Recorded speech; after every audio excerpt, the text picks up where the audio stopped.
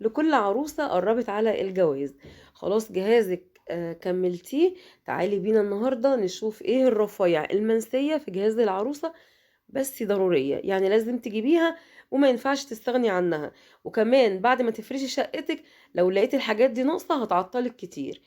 النهاردة هقولك على أهم الأساسيات من الرفايع اللي هتحتاجيها في جهازك وانتي بتفرشي شقتك.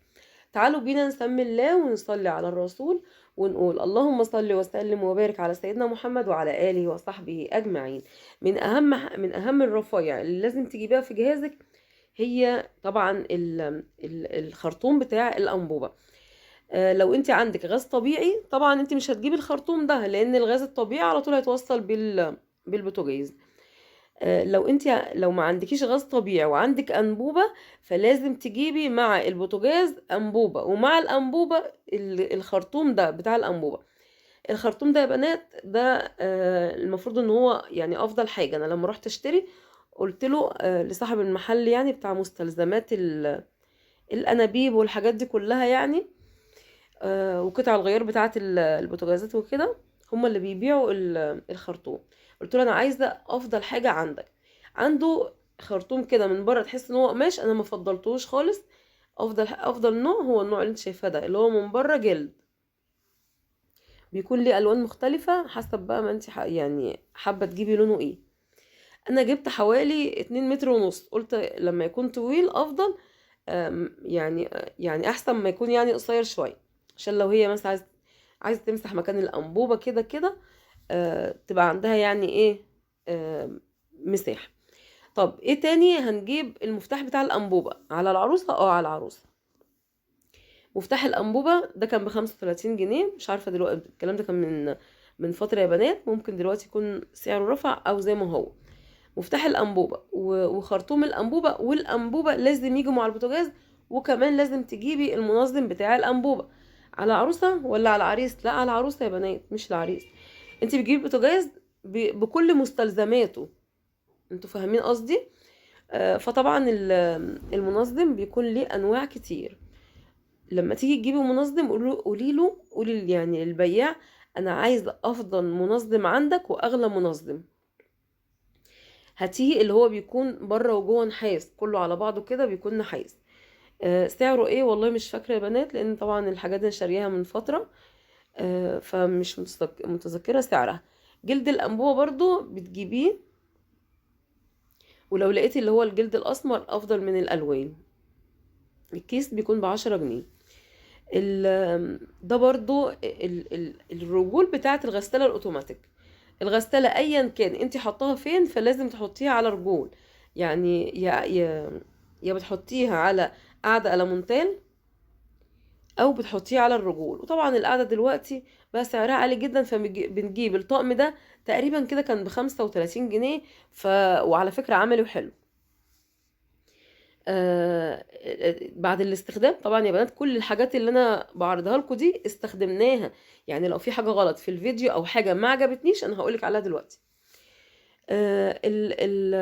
الوصلة بتاعت حوض المطبخ جميلة جدا جدا. عايزة اقول لكم ان هي بقالها سنة متركبة، وسنة بالظبط ما شاء الله ما حصلهاش اي حاجة. ممكن تقعد معاكي سنة واتنين وتلاتة. بتقرب لك المسافة ما بين الخلاط والحوض. يعني في ناس بتبقى عاملة الخلاط عالي قوي، فدي بتقرب شوية وبتخلي المية هادية، ما تبقاش مطرطشة عليكي وانتي واقفة. سعرها كان 25 جنيه.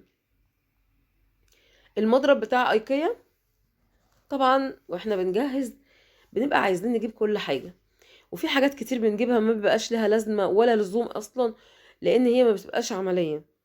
المضرب ده يا بنات محدش يجيبه، ملوش اي لازمة. ولو انت هتجيبي استبدليه بالمضرب التاني، لكن ما تبقيش جايبه المضرب السلك والمضرب السيليكون والمضرب اللي هو بتاع ايكيا ده. على فكرة ده التقليد مش حلو، ما حبيتهوش يعني.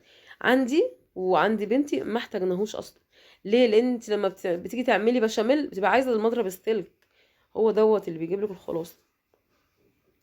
الطاسه بتاعه الطوب زي ما انتوا عارفين انا جايبه لبنتي طقم طاسات 3 قطع جرانيت تركي، وجايبه لها تقريبا مش عارفه وك او اتنين، ولا جايبه وك فرداني، وجايبه طقم الجرانيت في قلبيه الوك والطاسه. فبصراحة ما جبتش طقم ألمونيا، طقم طاسات ألمونيا، لأنه كده كده بيتبهدل وبيترمي. فأنا جبت واحدة بس ألمونيا للثوم. والطقم بتاع الطاسات جبته جرانيت عشان ما يتبهدلش منها والزيوت تبهدله كده زي ما احنا عارفين. طيب المستكة دي مستكة سيليكون. بصوا بقى، انا بحبهاش، مش هكدب عليكم، انا مش بحب استخدامها خالص. بس هي بنتي بتحبها، يعني بعد الاستخدام بتقولي دي ايدي ورجلي.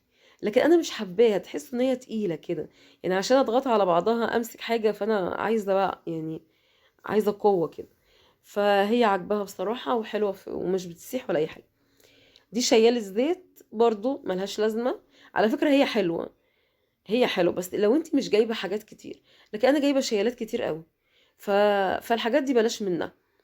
فبلاش القطعه اللي فاتت دي، يعني ما تجيبيهاش. ملهاش اي 30 لازمه ومرميه في الدرج، لان هي عندها حاجات تانية بتستخدمها. لو انت هتجيبي شياله هاتي واحده او اتنين بس، ما تكتروش والله يا جماعه. كل الحاجات دي بتندموا عليها بعد كده. تعالوا بقى نروح لطقم الميلامين اللي انا عملت عليه فيديو قبل كده، وقلت يا جماعه انا كان نفسي اجيبه ولفيت عليه كتير لغايه ما جبت الطقم ده. لان انا عندي هنا في مطبخي صينيه بقالها والله يجي 10 سنين او ازيد، تحفه جدا ميلامين. وكنت داخله بصينيه قعدت معايا 25 سنه والله العظيم زي ما بقول لكم كده. فالميلامين بالنسبه لي بيستحمل. بس انا لما جيت اجيب لبنتي ما لقيتش حاجه كويسه. كل الميلامين اللي في السوق انضرب، كله انضرب. فلو انت هتجيبي روحي الشريف، معرض الشريف في الدراسة، قبل سيدنا الحسين كده. ممكن تشوفي حاجة تقيلة تجيبيها. هاتي صواني فرداني، ما تجيبيش طقم. هاتي صينية واحدة على الطقم الطقم الخشب، وطقم اللي هو الاستانلس. ما تجيبيش حاجة والصينية الكبيرة اللي هي بتاعة الفطار. وهتجيبي صينية استانلس برضو للعشاء تكون متوسطة كده. ما تجيبيش حاجة تاني. والله العظيم الحاجات دي بتتركن وما بقاش ليها اي 30 لازمة. الطقم ده مشكلتي معاه ايه؟ بعد يومين من الجواز قبل السبوع، الصينيه الكبيره يا دوب كده وقعت كده على السجاده في المطبخ. يعني الودن بتاعتها طارت، الربع بتاعها كده طار، ما بقاش ليها لازمه. فخلاص كده فهمنا ان الطقم مش عملي. فلو هتجيبي بلاش تجيبي الميلامين. هاتي الطقم طقم صواني تقديم استانلس CBC او التركي. وانت بتجيبيه جربي فيه المغناطيس، لو لزق فيه المغناطيس اوعي تجيبيه. ما لزقش هاتيه وانت مطمنه تمام. طيب هجيب طقم واحد بس؟ لا، هجيب كمان معاه طقم خشب، اللي بيكون خشب زين، ما فيهوش اي فواصل او في اي فتحات، وبيكون ليه كده ارضيه كده آه آه اللي هي الازاز. طبعا من يومين انا نزلت لكم افضل صواني تقديم في جهاز للعروسه، ارجعوا له الفيديو ده هتستفادوا كتير. تمام. بلاش طقم الميلامين، هاتوا بس صينيه واحده للمطبخ، مش 3 صواني على فكره ومش بتحتاجوهم. خلاص يا بنات. نسيت اقول لكم على الحامل اللي هو بتاع الصواني الاستانلس ده، بيتحط على الرخامه، بتحط عليه الصواني. يعني طقم الصواني ده انا جايبه له الحامل ده، بتحطي الصينيه والتانية والتالتة ورا بعض، بحيث ان انت تبقى الرخامه بتاعت العروسه عليها كل اطقم الصواني اللي انت جايباها في الاول بس كده. وبعد كده الحاجات دي كلها بتتشال، وبتخلي الطقم الاساسي اللي انت بتستخدميه كل يوم، واللطقم بقى بتاعت الضيوف وكده والتقديم والكلام ده بتتشال في ظرف المطبخ علشان ما تتبهدلش وما تبقاش معرضة للتراب. رفايع مهمة كان لازم اعرضها لك. الحاجات دي يعني ايه، بتيجي في الاخر. فعشان انتي ما تغلطيش غلطتي وتجيبيها في الاخر، اه اللي كان في ايدي ده يا بنات اللي هو القفيز بتاع الانبوبة. القفيز اللي هو انت لما بتحطي الانبوبة في المنظم، لازم قفيز كده حديد بيتربط علشان يمسك الخرطوم في المنظم. فلازم منه، انا جبت حوالي 3 برضو احتياطي. الرفايع دي هاتوها من البداية، هاتوها من البداية. وانت بتحفظي الجهاز بتاعك، كل فئة حطها في كرتونة. يعني ما ينفعش تحطي مفتاح الانبوبة في كرتونة وتحطي خرطوم الانبوبة في كرتونة تانية خالص والكلام ده لا. يعني لمي كل حاجة متعلقة ببعضها في كيس وحطيها في كرتونة. وحطي على الكرتونة من بره ورقة كراسة مكتوب عليها الكرتونة فيها ايه، عشان مش كل شوية تفتحي الكراتين وكل شوية تبقي متلخبطة، وكمان بتنسي. يعني لما يعني من كتر الضغط ومن كتر اللف وكده ومخك مشغول بتنسي انت جبتي ايه. بتفتكري بس لما بتقفي قدام الكراتين كده وتقري هي مكتوب عليها ايه.